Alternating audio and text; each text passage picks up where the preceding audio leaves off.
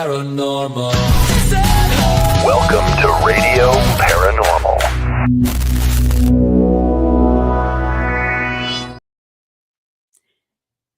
Hello. Oh no, the poop fell off my hat. Yeah, poop on your Now hat. I have pink poop on my hat. You know why? Why? Because shit, I don't know. Gummies, who knows? Oh, I gotta get my. It looks like this stream is going to be brought to you by In the Middle, where finally we have figured out how to get. Well, I did. Jen's not in the middle anymore. Now she sort of is. So, but our guests are going to be the invisible couple on the other side, because it is what it is. Welcome to live TV, computer, whatever stuff. How are you? Good. How are you doing? Hell, I don't know. Somebody tell me. I'm actually really good, and I'll tell you why. Okay. Never met our guests. I've heard a lot about them. I've seen some of their work. They were on a podcast with my best friend KD. I watched a little bit of that, but I've never gotten I know what they do professionally, but I love our show because we get to actually know the people, or we try to. And they just seem like amazing souls. So I can't wait to interview. Yeah. We did meet them. Chris and I did. They called to go on a ghost tour, and they want to bring some equipment with them. And I was like, sure. There's ghosts in New Orleans? What? Yeah, there's haunty places. And we ended up spending the whole weekend with them. They even came to my house with their paranormal. I'm gonna call it a paranormal doohickey, and then I'll let them correct me and fit all the technical stuff, because that's how I know it as. That's what you call it, the paranormal doohickey. So. I know one thing tonight, right now. I am not as smart by a long shot as the two people that we're gonna have on tonight. Is that natural blonde, or how's that work? No, this is not. This is a natural redhead that nature started turning a very ashy shade of blonde. I said, F you, I disagree, and I chose the shade. So why do everybody that I've become friends with have to be soul-stealing gingers?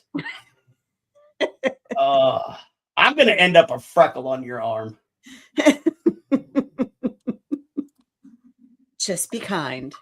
Hello, Jay. What's up? And I'm glad Jay just jumped in. Paranormal Task Force X out of the Midwest. We've got some really cool events coming up. We got Pythian Castle coming up. I think Potosí's coming up soon. I'll haunt the town of Potosi.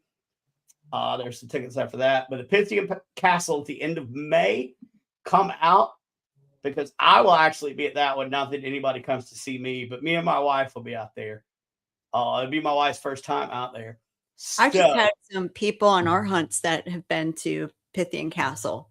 They said it was amazing. Love Pythian. It'll be the second time I've been out there.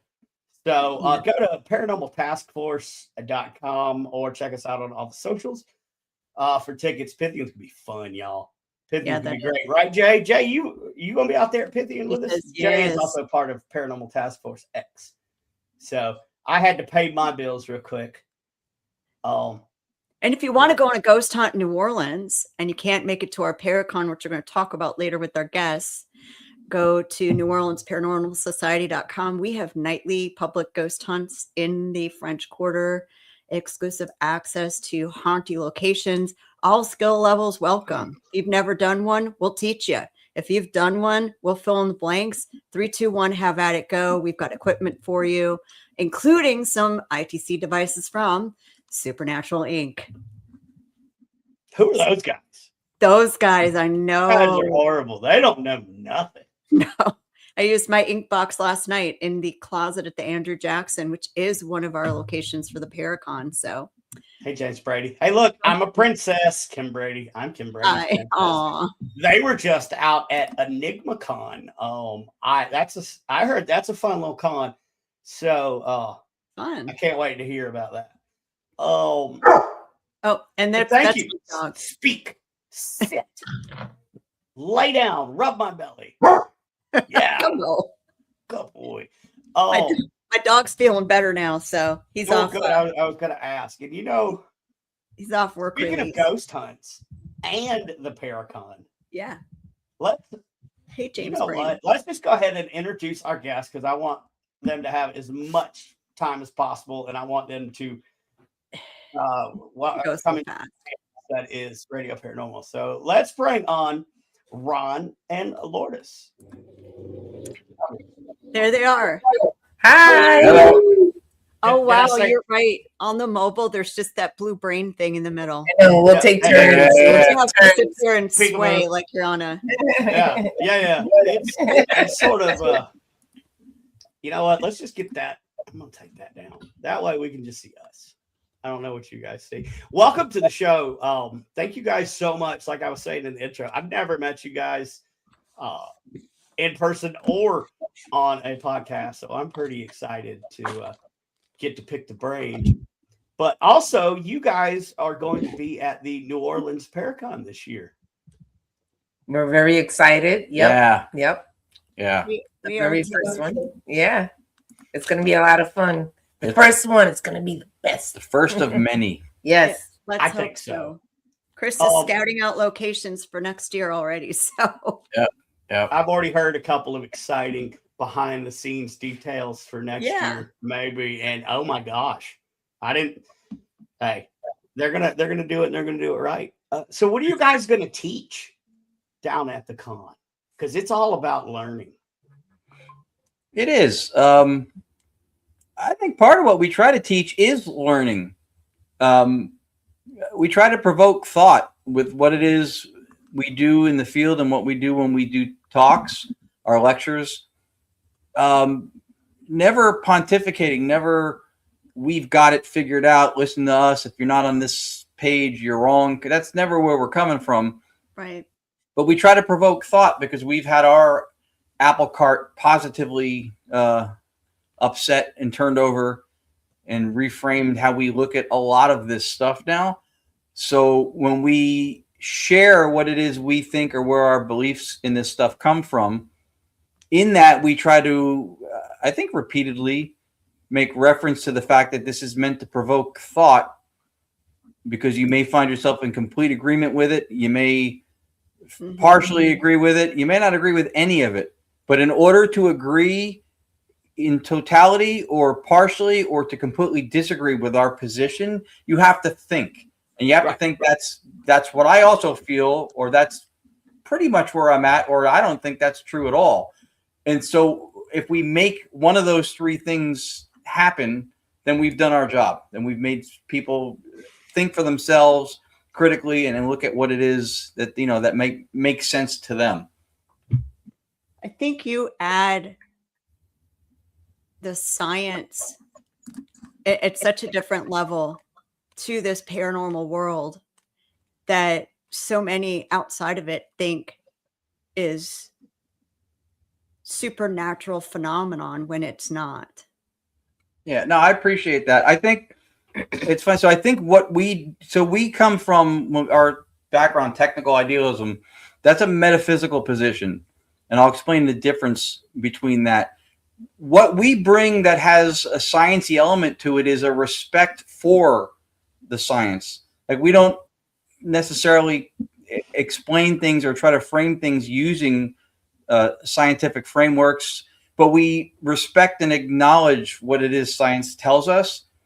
And I think that's where we found that the metaphysical position becomes important, because if one does not know metaphysically where they stand, then they will literally have like a lineal hypothesis or theory. They'll explain things invoking parts of different metaphysical backgrounds or beliefs. And then you've got a contradictory explanation for a phenomenon or an experience. So, which I'm sure probably happened for you, but that's where I think people end up contradicting themselves. So just to clarify, because I think, at least from what we've seen in the paranormal field, it seems like metaphysics or metaphysical gets, hey, Jeff, I think it gets conflated with sage and crystals and candles and what else? Like all those things that have a practical application. Metaphysics literally means that which stands behind the physics. Right. So the science that people try to employ is science tells us what nature and reality does, what to expect or not expect from it. It asks questions of nature, and then responses come in the form of outcomes. And then from there, we will spin our narratives and our myth making, and our beliefs will color where we perceptually run with that, with what the data says. But the data itself should be metaphysically neutral or agnostic. Science should be metaphysically neutral. Right. So that's the difference. Yeah, we explain what we believe to be being with philosophy and make sure that philosophy doesn't conflict with the sciences. Right. We don't explain it with the sciences. We make sure that it doesn't conflict with the science. Metaphysical philosophy is an attempt to determine what the nature of reality or what reality beingness might be. Like, we're not going to know that. We're monkeys on a rock with higher cognitive function for 50,000 years. We're not going to figure out everything that has to do with everything in the cosmos. But we try to come up with something that makes the most sense. It starts with experience, because that's how we know everything. Right? And a foundation for, at least under idealism, the foundation is that reality is fundamentally mental or consciousness, subjectivity.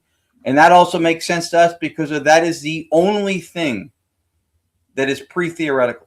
Everything else anybody thinks about the paranormal or how science works or anything else is a hypothesis or a theory. The only thing that we don't theorize that is pre-theoretical is consciousness, because that is through which the way we know everything is the fact that we're conscious, and through our consciousness and our subjectivity is how we experience. So experience comes first. Mm-hmm. That's why that makes sense to us. But there's different metaphysical belief systems. And so one scientist can look at a result, and then if they're a physicalist or a materialist, and they're going to spin it or look at it through that lens. And if the person's like an idealist like us, then they're going to look at the same stuff through a different lens. So the data remains objectively neutral, right? But where we see it, that's what's spun by our metaphysical position. And if we don't know what it is, we'll either contradict or we'll have unexamined biases.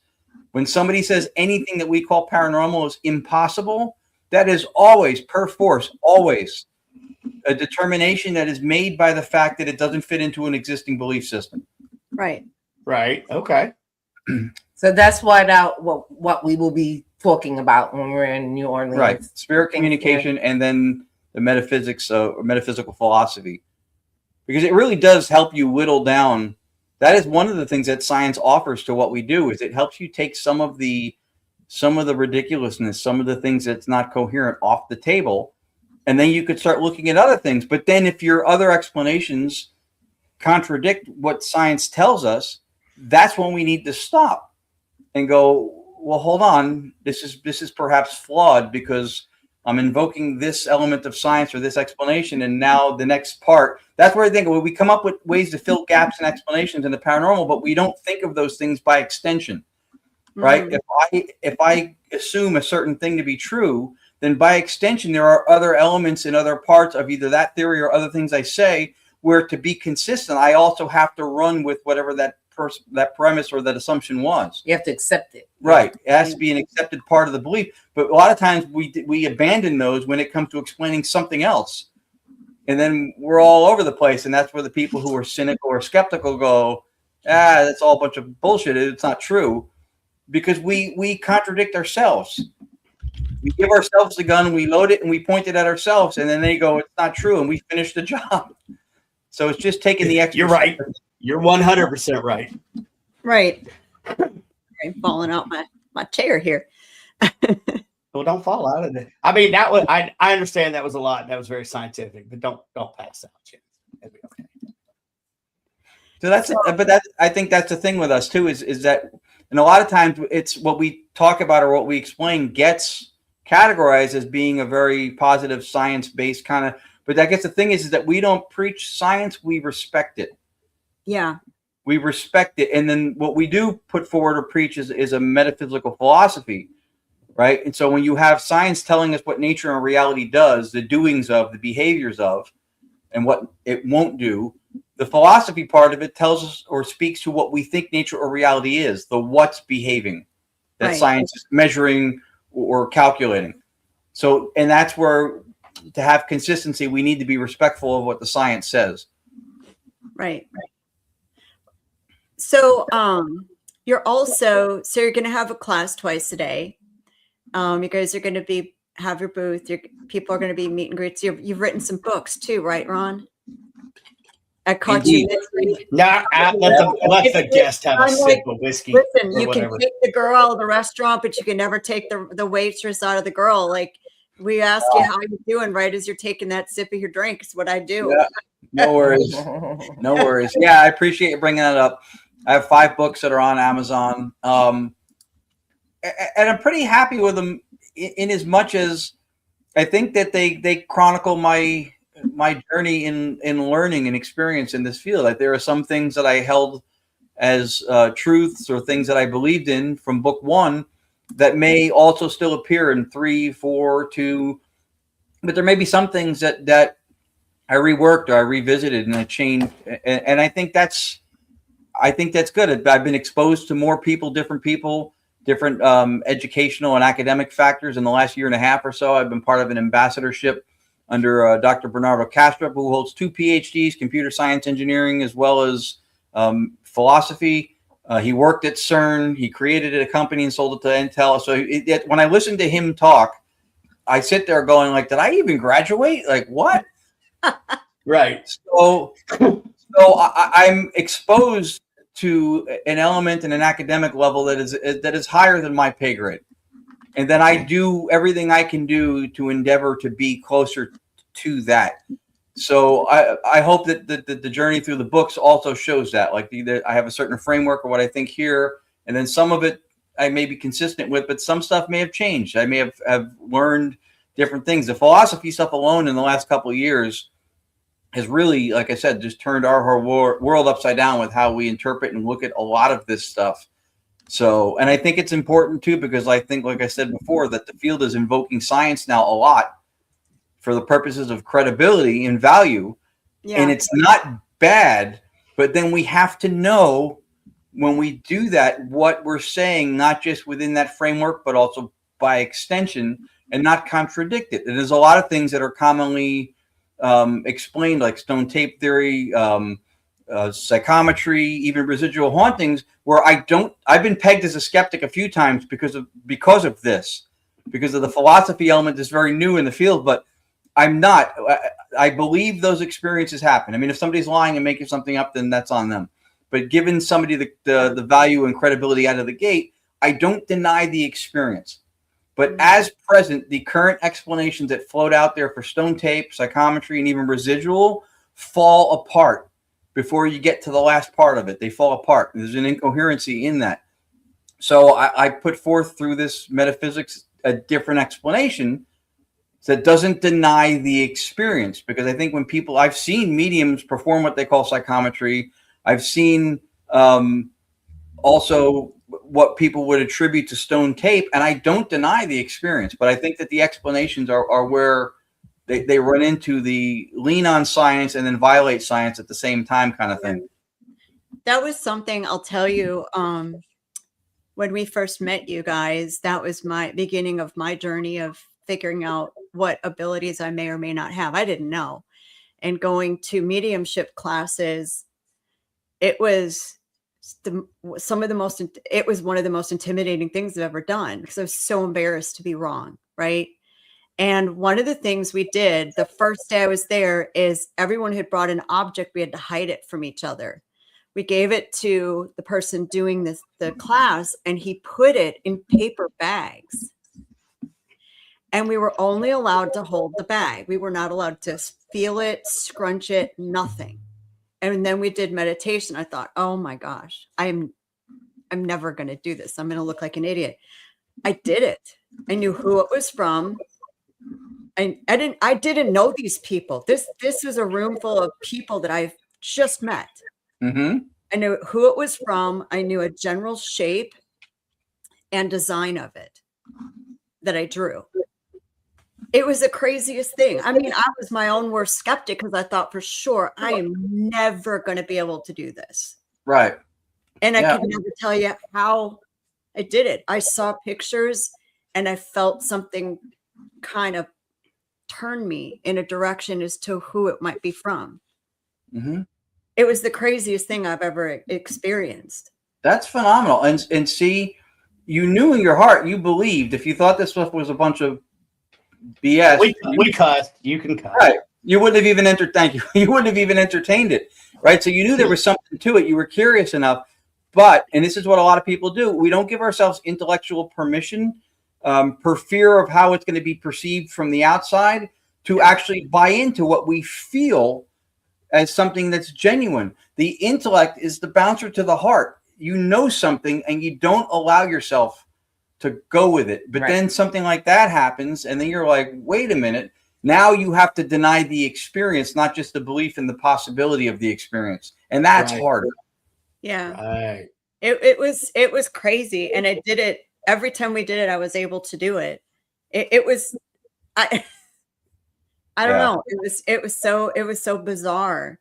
Because you have to trust in yourself and not ignore that feeling. Yep. That's the whole thing. And people are always afraid to be wrong, but there's nothing wrong with being wrong. Yeah. You just got to go for it. Yeah. Wrong doesn't matter. If you've never been wrong, you've also never been right. Right. You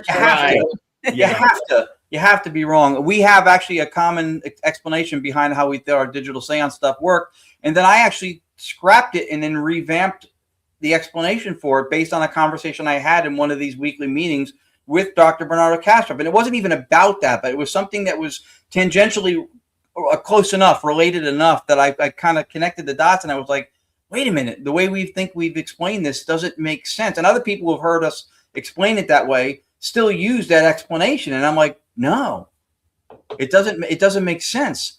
So I revisited it and I came up with a different explanation that, again, I don't know for sure because we're dealing with elements that we don't have access to, right? But I was happy actually to find out that I was wrong because that was a growth moment.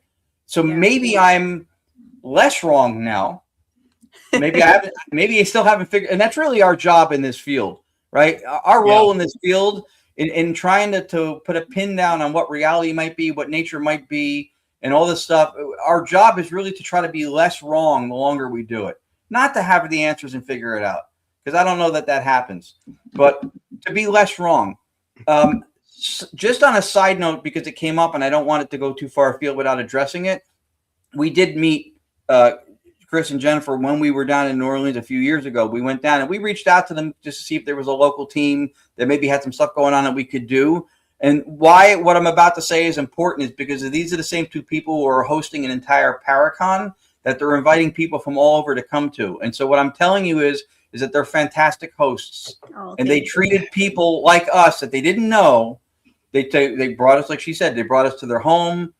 We went out to eat with them. They took us out to eat. We spent time investigating. They brought us to a few different locations. So I think that's important because if they treated people poorly or like, who cares, just give me your money, and then they're running an event, maybe, I don't know if you want to consider that, but they were gracious hosts and they really took care of us nicely when we were there and made the experience for us being in a place we were excited to be that we had never been really cool. Yeah, the barrier to entry here is high. And, when Chris finally bought into maybe the idea of a Paracon, who were the first two people he called? Yeah. No, we appreciate it. Yeah, I mean, we've never run one. We participated in a bunch. And you guys have, to us, there are certain things that come with Paracons. Like certain Paracons people will perceive like Pennhurst, Gettysburg, because there's lore and mythology and stories and everything entails that go with the region or the land or the city itself. And if you had to peg a top 5 in the U.S., if somebody left New Orleans off that list, I would tell that the list was probably garbage. You guys have to be atop that list. Like Gettysburg, New Orleans are right there. Like that's one of the places that if you did something like this, I would think it would be an ideal spot. So, and we've got some unique spirit stuff here just because of the nature of the people that have were here, then were settled upon, then were brought here. It's going to be, especially for people that have investigated, there are going to be energies you have never run into before, period. You haven't. So, and that voodoo house that you guys are going to be at as one of our ghost hunts, if you want to go on a ghost hunt with Ron and Lourdes during the New Orleans Paracon, July 31st to August 2nd, you are going to want to add on the voodoo house ghost hunt, because that is where they're going to be.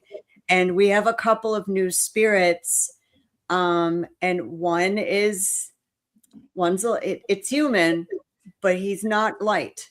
He is a dark man. He was a bad human. Bad. He was bad. And there's actually a couple in human spirits there. They don't talk, they look.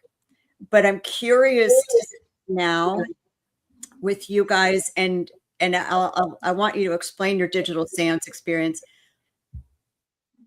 how they're going to react to it again. Yeah, that's something that we're looking forward to. Do you want me to do the explanation, or do you want to start it out with because you can do it. I'm just thinking about what she was saying about the energy of New Orleans and the culture. That's what fascinates me, because there's really nothing like it.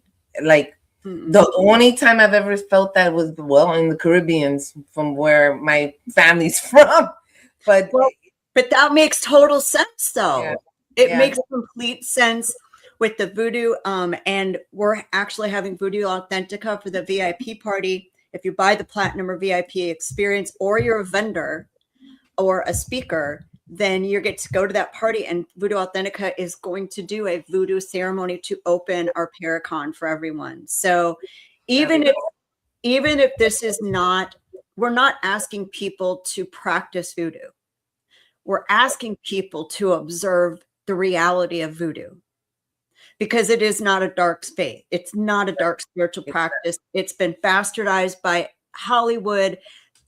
If you've watched any of our episodes, go back and watch the one with Papa Czar. He will explain that voodoo does not name negative anything. They don't talk about it. They don't acknowledge it. Nothing.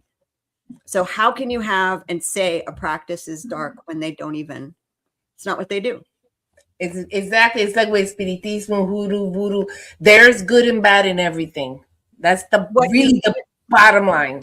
It's what you do with it that makes it good or bad. That's it. So you have the ones that are doing it the way they're supposed to, and then you're going to have the people that notice that this works and then turn it around and let it be something else. And it's in all of them, not just one, in all of them. Yep. So, absolutely. I try to explain it like, okay, so I'm a nerd. I'm a geek. Star Trek, Star Wars, whole 9 yards. So I use the Force, right? Okay, so as soon as Palpatine brought Anakin over, so now there's two negatives on the negative side. Well, what does the Force do? Well, now there's two identical twins born on the good side, Leia and Luke. So no matter what happens on one side, it's gonna equal out. The world wants equilibrium. Now, how it gets there, I don't know, but you touched on a few different things in that statement that are all collectively brilliant. I hope you realize that on some level. First of all, I would highly recommend two different people to you. One is Dr. Jeffrey Kripal, who I also had the chance to talk to in the meetings with Dr. Kastrup. One of his books, I think it's Mutants and Mystics, or Mystics and Mutants. It's over. I can't read the title from here. Mutants and Mystics, I think. He talks about a lot of the things that we have culturally, like the superheroes and superpowers and all those kinds of things. People don't buy into and believe those things because they were influenced by Hollywood and movies putting them out there and making them seem real. Right. They were written into movies and conceptualized as part of stories and myths that we see in films and TV shows, because people had certain experiences or things that led to those, or they were culturally rooted in a belief system that comes before that. So Hollywood didn't indoctrinate us into thinking that some of this, crap stuff was real. A lot of it comes from actually either experiences or with things such like that. So the idea of the Force is that there's this field around us that binds us, right? And we're all part of it and kind of thing. So analytic idealism, which is what Dr. Castro puts forth, which is what we study, we use technical idealism as something to bridge the gap between the technological spirit communication, ITC, we do, and the metaphysical philosophy idealism. But analytic idealism posits that reality is fundamentally mental, or consciousness is the substrate. So that's the thing by which you can explain everything, but the thing itself that can't be reduced to anything else. If something exists outside of consciousness, it might as well not exist because we don't have access to it. That's how we know everything, right? Through experience, through being conscious. So it's very much in league with the whole idea of the force, the mental or psi abilities to be able to move things or thoughts. A lot of that, again, telepathy, telekinesis, a lot of that comes in an accepted framework if you're talking about a reality that's idealist, that's fundamentally consciousness. Here's where the importance comes on the metaphysical position. The worldview that's dominant now, and it's been since the, I guess, Enlightenment, is what's called physicalism, or people may know it more as materialism, which says that there's one fundamental thing to reality, which is physical stuff, matter, atoms, molecules, right? And then from that comes everything else. Like, so this physical squishy brain in your head gives emergence to consciousness, right? Yep. So everything, so physical is what's real, and mental stuff is either a hallucination or an interpretation of something out there, but it's not out there. Like, there's no qualities out there. Everything that's qualitative or qualia, the taste of chocolate, the smell of a strawberry, those things are all in your head. Right. Everything out there is exhaustively explained in numbers. That's physicalism. That's the most common worldview. And a lot of times when I mention how people will contradict themselves in explanations in the paranormal, that's how they do it. Because they go with something that's not materialistic to start explaining something, and then they'll sometimes plug holes with mysticism or spiritualism or something else, and then it dovetails into something that is fundamentally materialist, which is the same belief system that doesn't allow for any of this stuff to happen. You can't read things like what Jennifer did with picking out what's in the bag and nailing it down and who it's from. That's not possible under that framework, under that metaphysics. Right. So we look at it as, if that experience happened, if she did that, and we believe that she did, she knows she did, then you start with experience. The theory should fit the facts, not the other way around.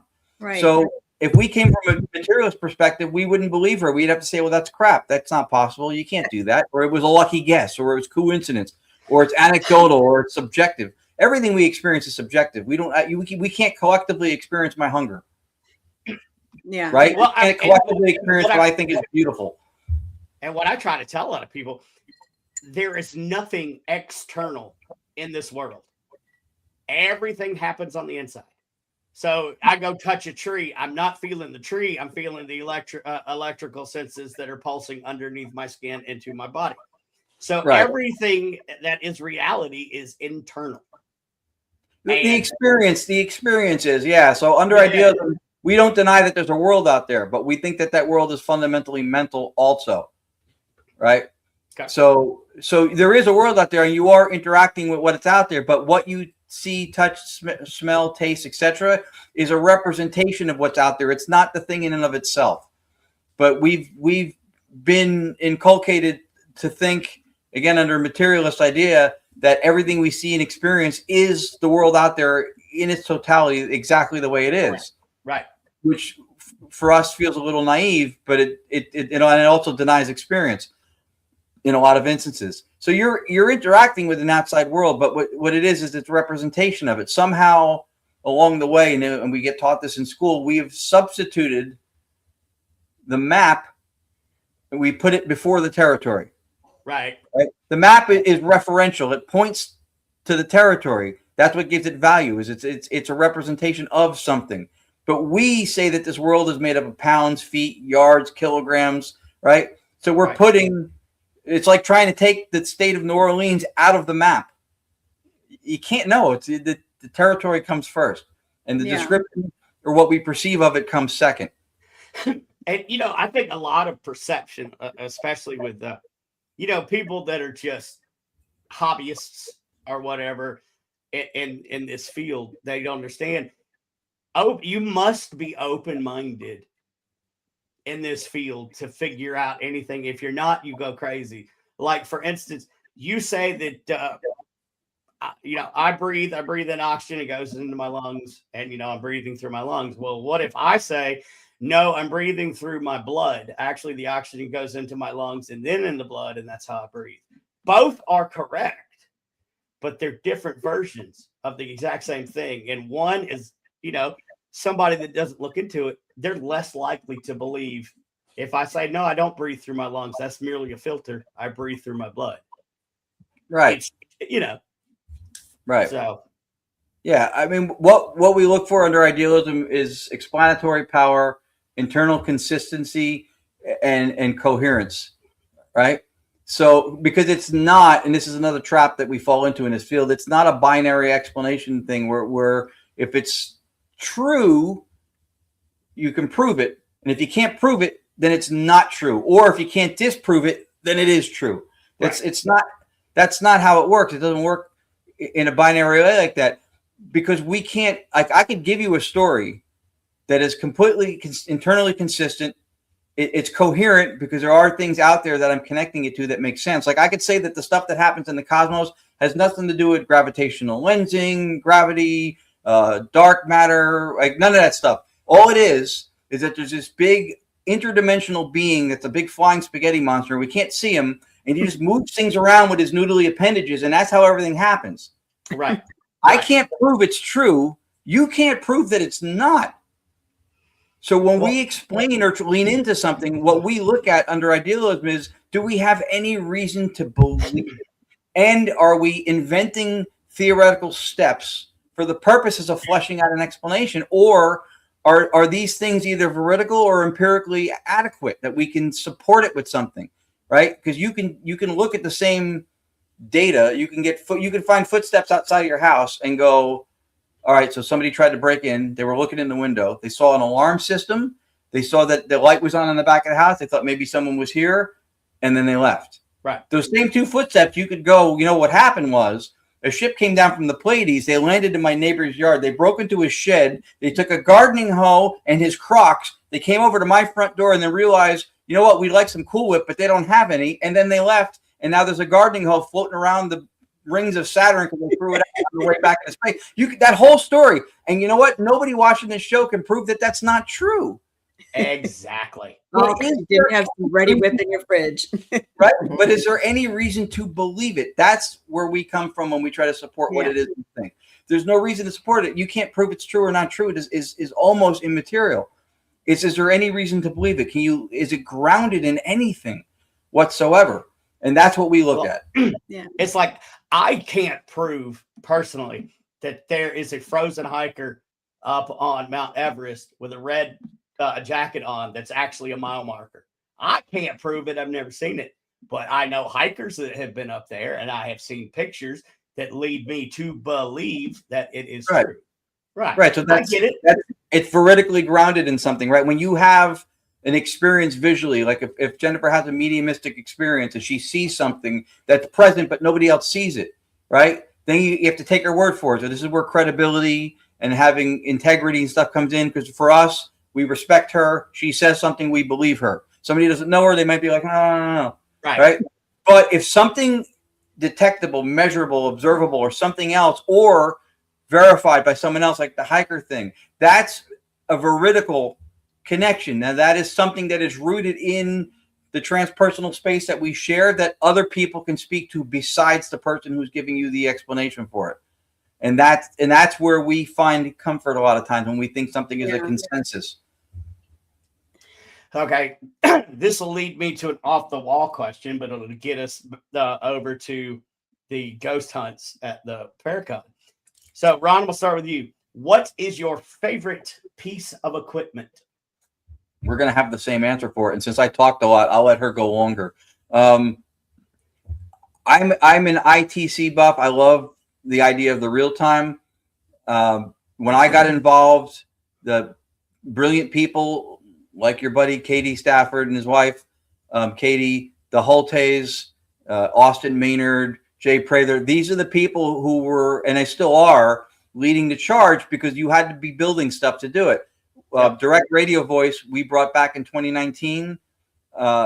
No sweeping, just broadband white noise, vacant, no radio emissions. that evolved into our digital seance, and that's my favorite thing, just because through an inability to, like, I'm not a builder, welder, kind of like, that's not my soldering. Right. I would have fewer fingers if I was doing that, so I don't. Fair. So that's why that's my favorite. I like what we do because there's a purity to it, and it was a labor of love. We worked on it since 2019, and now there are versions of it floating out there, and it's analogous to the 70s or 80s. You wanted to see a band called Queen, you went and see Queen. Today, you can go to a bar in almost every major city, and there's a cover band doing songs just like Queen. Right. So when we look at that as an analogy, we're not the cover band. Yeah. Right. But we knew we would have an influence with what we were doing. Yeah. Yeah. My favorite would be, well, because of what we do, but it really lies first from EVP work, right? Capturing that EVP in a recorder. And then from the spirit boxes, because I would hear it and you would hear voices in real time. So that's why what we do is my favorite, because there's no radio involved, right? So the spirit boxes fascinated me, but now we do something that is also a method, but without the radio. So that fascinates me. And it's, to me, the closest thing to a regular EVP. Like that's just the closest thing to it, which I'm fascinated by EVPs. Yeah. Pure and simple, number one, EVPs are like the best. So what we do is, to me, the purest form of that comes closest to an EVP.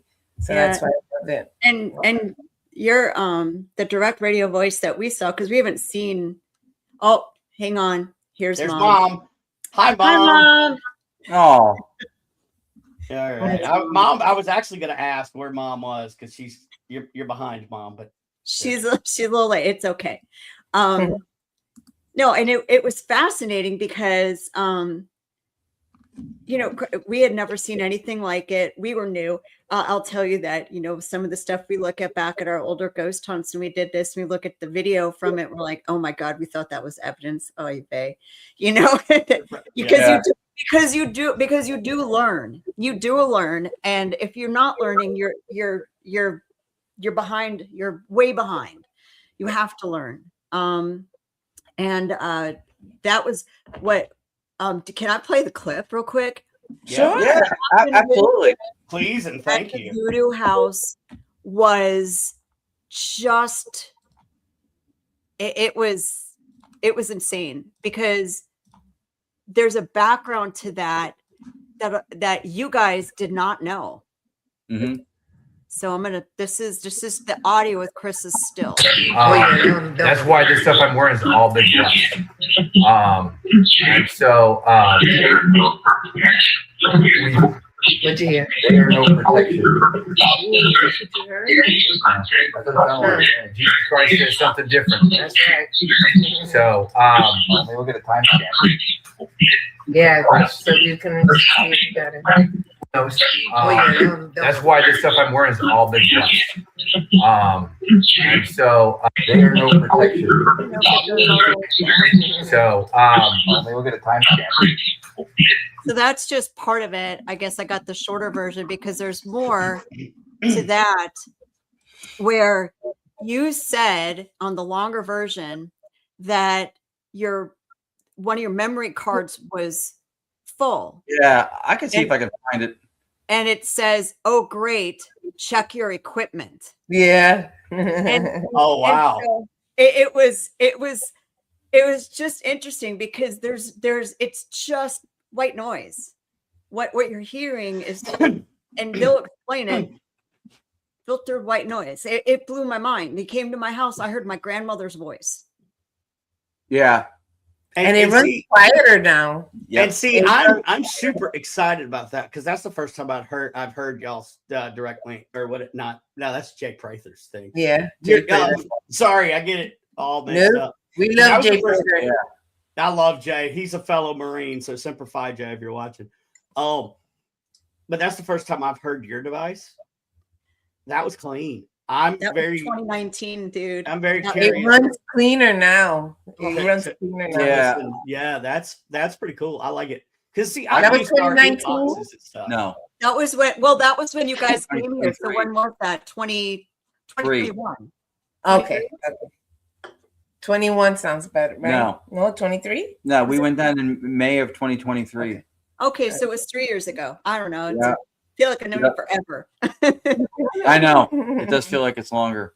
It was I know like it happened. in 2019 because we were doing our ghost hunts. We didn't start till 2021. Okay. Yeah, we brought back direct radio voice when nobody else was doing anything except ghost box stuff, and we did that in 2019. So we couldn't have been down there with it. We didn't come down. So when I first dabbled in paranormal investigating when I was a young man, very young. So we used to have we only had 3 channels back then, and we had the old tube TVs where you flip the dial. Yeah. Well, the early days you would flip in between channels and pop up the white noise, and you would use it almost like scrying back in the day. And I haven't thought of white noise, just pure white noise like that in forever. So that you're bringing back some old school tech in my mind. I like that. 100% they are. Yeah. Oh, here it is. Okay. I think he found it. I found it. Let me cue it up and then I'll screen share. Hold on. Sure. With sound. Yeah, and this good. Where's the volume? Yeah, Lourdes nailed it, and I was thinking it, and I knew she knew I was thinking it. Was that was a few years back, so we worked at trying to really make it quieter than that, cleaner. So, and there's no data in the white noise, so we don't deny the viability of ghost boxes. We've used several from different builders, including Jay, and we've heard things that have timing and relevance, which is how we vet something being legitimately anomalous or not. And they work. We don't deny that they work, and we think they work in principle the same way this does. Mm-hmm. But because it's not sweeping, it doesn't get interrupted. And what we try to do is remove any cynical low-hanging fruit from the explanation. So I don't think if you're using a direct link or an ink box, and then Jennifer goes, "What's my name?" and it says Jen Talley, I don't think that that's always necessarily. You can say it's paranoia. I think that's naive. You can't say it's a radio DJ if it's clear enough. I'm talking about something that's discernible, right? Right. Not mumbo jumbo stuff. So I don't deny that it works, but for the people who don't even look at the possibility of this being a thing, they grasp at anything. And the go-to is typically you're using a radio. Yeah. The anomaly you seek is voices. Radios have voices, kind of like going to the beach and dropping a bunch of coins and metal things and then coming back an hour later with a metal detector going, "Look what I found." You put it there. But that's not necessarily the case, again, with timing and relevance. So when we got the radio out of the equation, that was a big thing for us to vet the process that now, because there's no data in the white noise, right? There's no data. So, right. And then it also weakens the pareidolia argument too, because when we hear other people speak, we're hearing sounds collected to form what sounds to us like words. And then we understand those words in a language that we're familiar with. So what makes that there's a voice coming through this system less plausible, less believable than a voice coming from another person that, let's say, that I can't see? What makes one more plausible than the other? Right. The belief system. Right. The belief system. If something is deemed impossible, it's deemed impossible because there's an ideology that says it's not possible and it doesn't fit into that. And that, again, that's the materialist box. This stuff isn't possible. That's why you've heard, and everybody knows that statement, extraordinary claims require extraordinary proof or evidence. It's called the Sagan standard. That's only true if by being termed extraordinary is because it doesn't fit into a pre-existing ideology or belief system. Otherwise, it does not. If it's nature doing what it does, it doesn't need extraordinary proof or some grandiose explanation. What it needs is, and I'll go back to it, explanatory power, internal consistency, and coherence. That's what it needs. And if it has those things, then you're identifying sounds and language the same way you do when you hear a person that you can't see talk, right? Could that be misinterpreted? Could there be a level of thinking something's a word and it's not? Sure, it's possible. But the more elaborate and the more complex it is, and the more timed and relevant it is, the harder it is to say that, right? And then you point out brilliantly to your explanation about when they try to dismiss stuff because you heard the wrong word. Right, because if you say Brandon Tripp and I heard the word rip, does that mean you didn't say a word? Of course you did. Right. I misheard it, but you said you spoke. Yep. So well, and I think ultimately the truth is in the extrapolation of the data. Yeah. Like that's the easiest point of manipulation in my opinion, that people can say, well, I'm looking at this data and blah blah blah.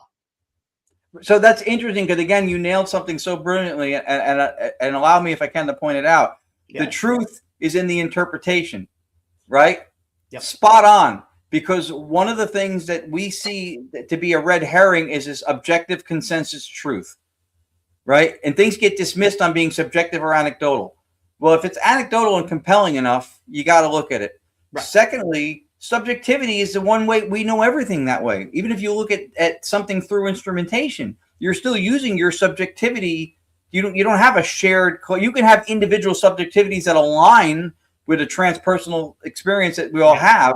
Right? If you were in our house, you would see it the same way and describe it the same way. So there's a world out there and we can experience the same thing, but it doesn't mean that if somebody has a different interpretation, like if somebody has like color, they're colorblind, let's say, like that there wouldn't be differences in the perception based on individuality. That still stands. Right. Right. So the truth in the perception is huge because what you perceive is your truth, and things are attempted to be dismissed all the time. They go, oh, well, you didn't, Jen goes, I saw a spirit walking through the room. They go, well, no, you didn't. She goes, no, I saw it. And they go, well, it's just a hallucination or a delusion. Right. But the experience of a hallucination is still an experience, and what you experience is your reality. And the biggest thing is, it's like, I know, you can say, well, no, that didn't exist, or okay, perfect example. Well, how true is it? Well, it's only as true as you are willing to do the background research on. Yeah. If you just want to take it at face value, then no, it's probably not very true to you.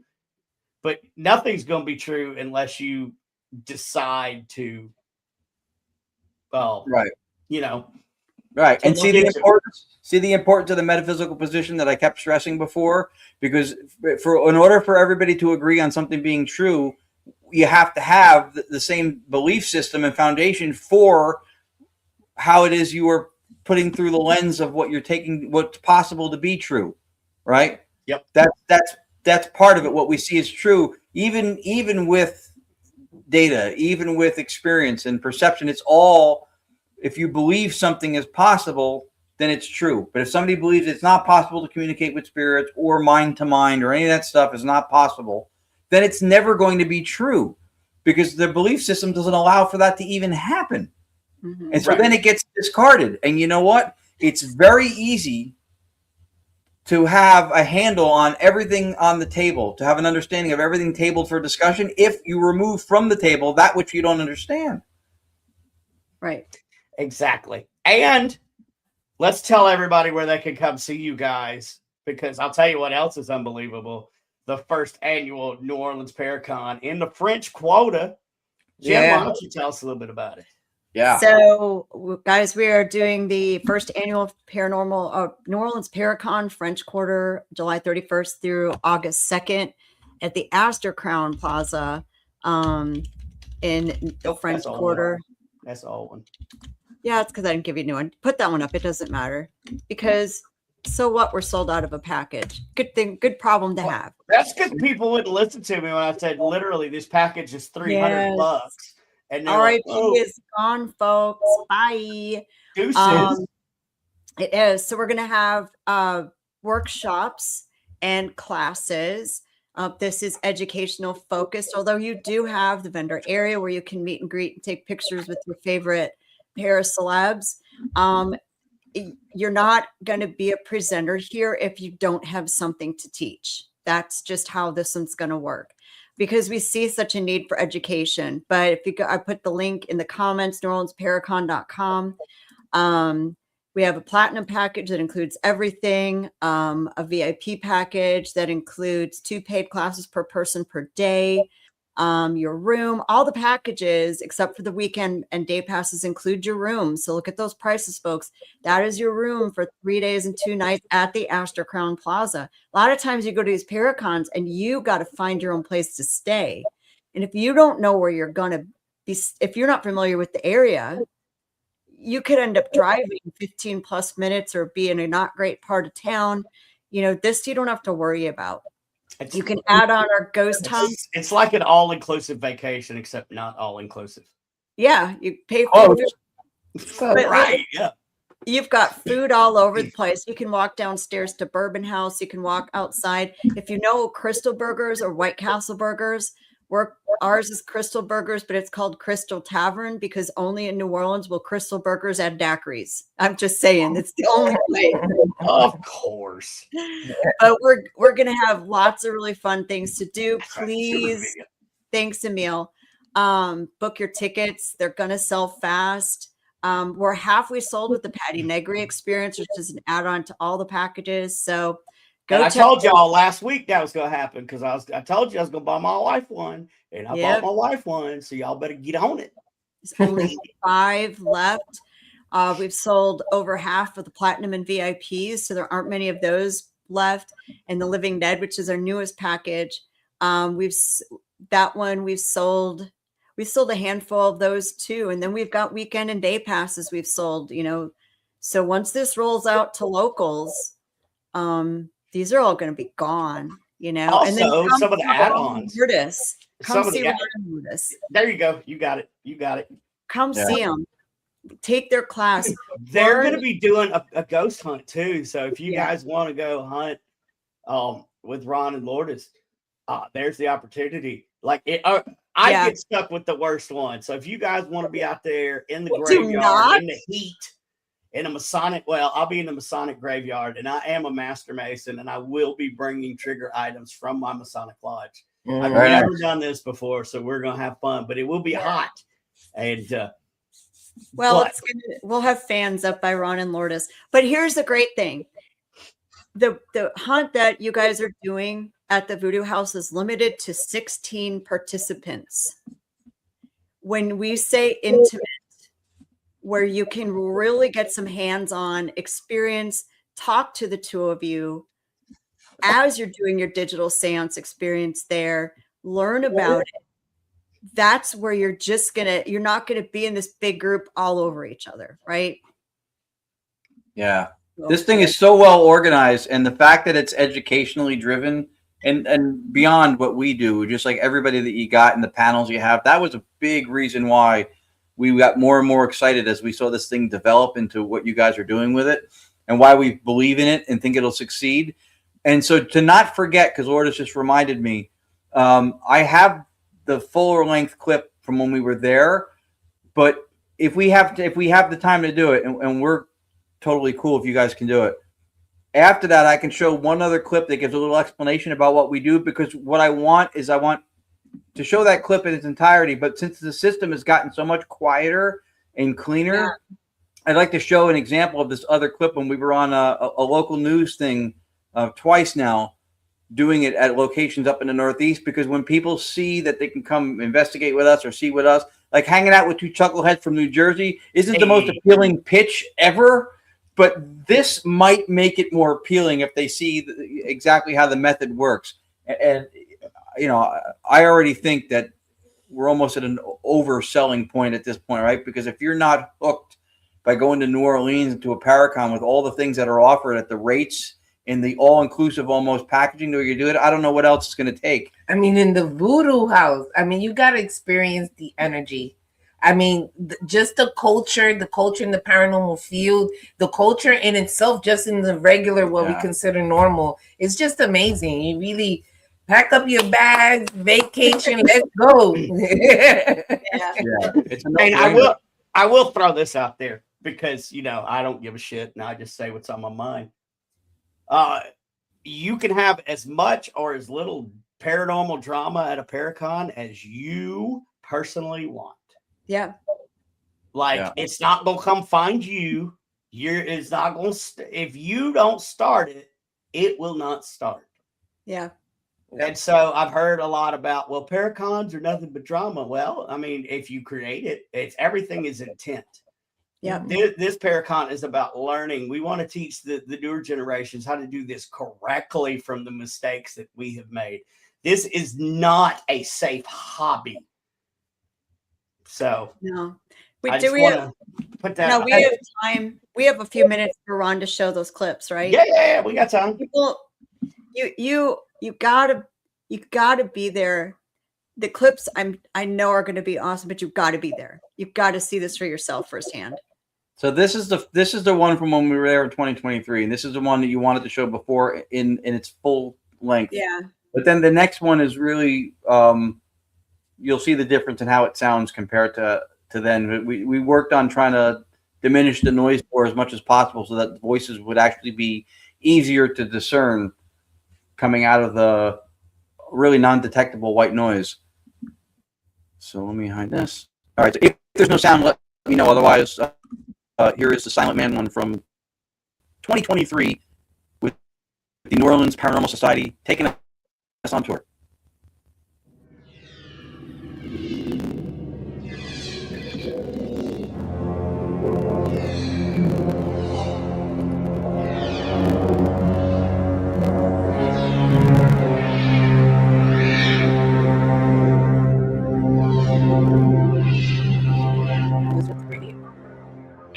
I care about energy as to influence your dream person. Silence the man. I heard silence the man. I was saying something about that. Yeah, I heard silence the man. I'm sorry. It knows I'm coming for it. It knows. That's why this stuff I'm wearing is all been done. And so they are no protection.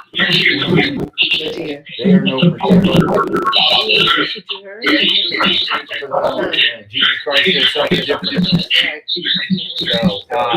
look at the time stamp. Yeah, so you can but yeah. That one's at 37 minutes. This one stopped recording because of the car control. I have to empty the car. So we've already been in one house in which an incubus attacked a woman.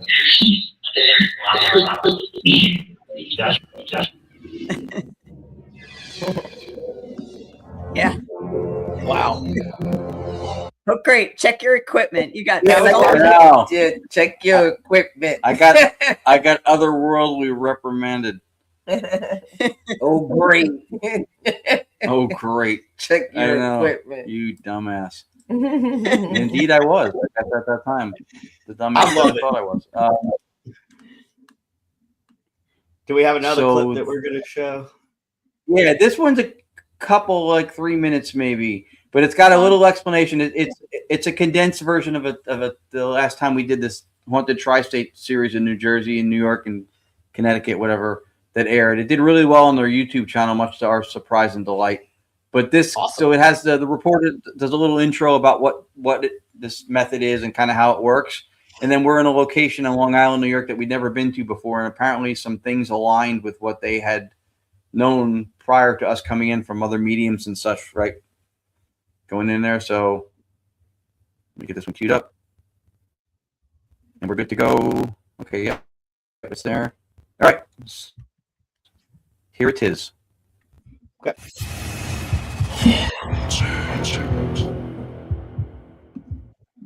The digital seance experience scans white noise, a combination of signals similar to the hiss of an untuned radio or television. The software filters through these frequencies and picks up any voices, allowing them to communicate with the spirit world in real time. There's no word banks, there's no sound banks, there's no signal radio or otherwise.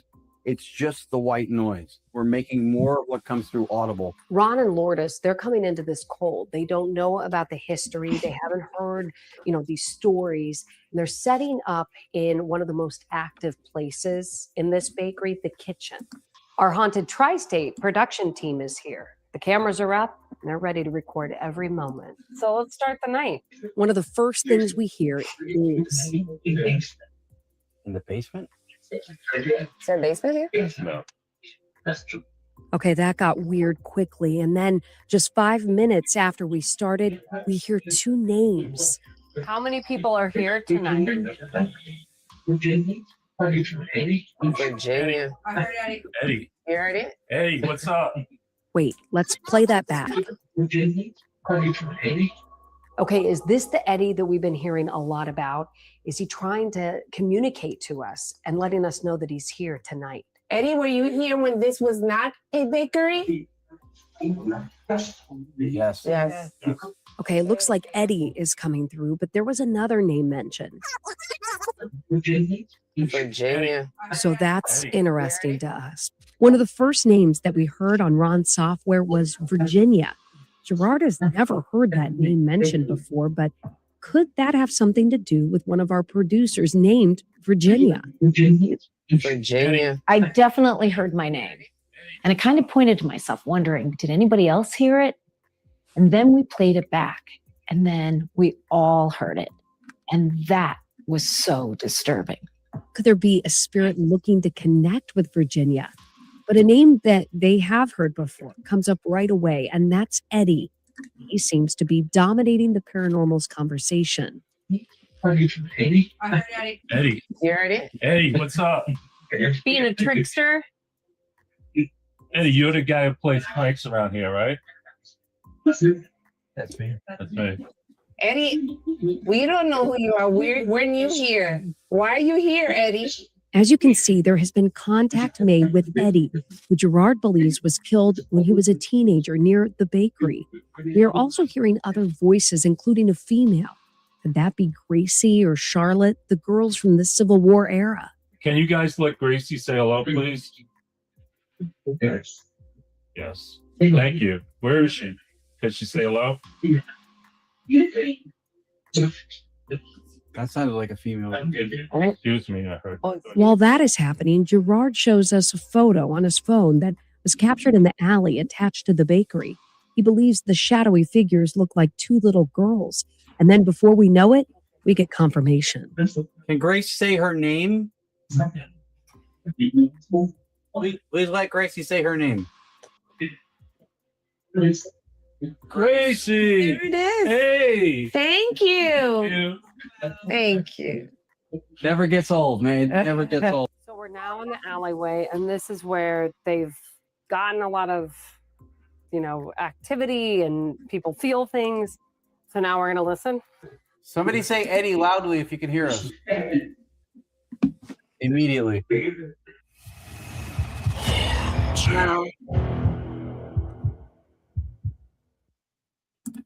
Wow, what a difference. That's crazy. Wow. It's quieter, right? You can tell that difference. Everyone's a lot quieter. Yeah. Yeah. And the response And thank you to Chris. a lot more clear.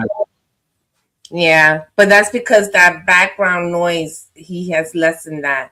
You don't hear that as much. Yeah. So the voices come out clearer. Actually, if you want, I could show you one more that's pretty short from the My Haunted Manor in Columbia, Pennsylvania that we did.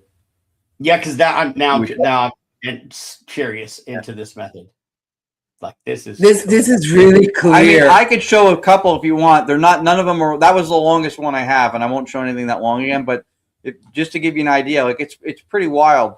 All right, so it's still shared in the other one. Okay, good. All right, so this one goes right into it. So it's okay, good. So this was the end of their season 1, and then we ended up being on 3 different episodes from this one instance because of we got stuff that I guess matched what they were told by other people, including mediums, I think, in this location. So you'll hear what's interesting in this one also is that I ask a question, Lourdes asks a question, gets an answer, and then I did, and I gave a multiple choice 2 different things question. and it answered with one of the options, but it used a different word for one of those options, which to me showed contextual understanding and understanding overall of what I was asking, because they gave a different word. Except if somebody said automobile instead of car, they would still be contextually correct as an answer if the answer was car. So they did something like that. So I'll play that one. If they started digging, what would they find?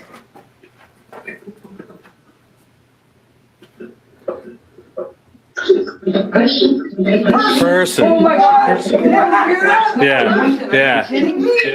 Oh my God, yeah. Is it a male or a female person? Male or female? Woman.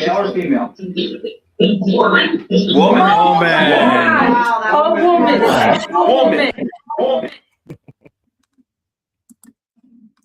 And if you guys want to see any more, you're going to have to buy tickets. Yes. All right. That sounds good to me. Because it's too cool. And I agree here, no bloody way. Right? Yeah. So that's just white noise where there's no data, no radio involved, no word banks, just white noise being slowed down and filtered in real time. Yep. And so where can people find you guys, keep up with you guys, buy your stuff other than Amazon? I know you can get it on Amazon, but Amazon doesn't pay their people worth a shit. They don't pay their authors. So what I say is go directly to the source and buy it directly from the person if you are able. So I give you the floor.